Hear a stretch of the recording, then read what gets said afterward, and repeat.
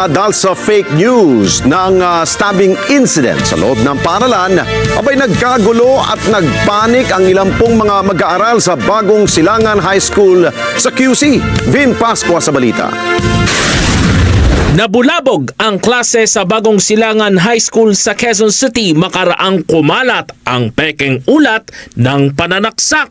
Sumugod ang mga magulang sa nasabing paaralan para sunduin ang kanilang mga anak. Ikinuwento ni Dr. Alcar Saraza, head teacher at safety officer ng nasabing paaralan, na ang mga estudyante ang nakatanggap ng chat message na merong sinaksak, dahilan para ipaalam ng mga ito sa kanilang mga magulang na sumundo sa kanila. Kasi daw, naka-receive daw sila ng chat message na may nagsaksakan daw nasaksakan sa loob ng school, na may mga duguan na sa iba't ibang statement.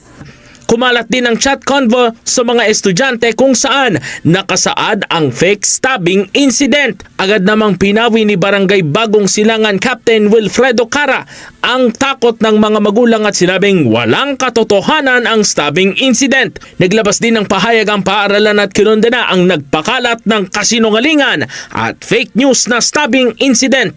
Nanawagan din ito sa mga estudyante at publiko na maging responsable sa inilalabas na impormasyon at huwag mag-share ng mga mensaheng hindi beripikado upang hindi na maulit ang pagkaantala ng pag-aaral. Vin Pascua para sa mata ng Agila, matatag, matapang, matapat.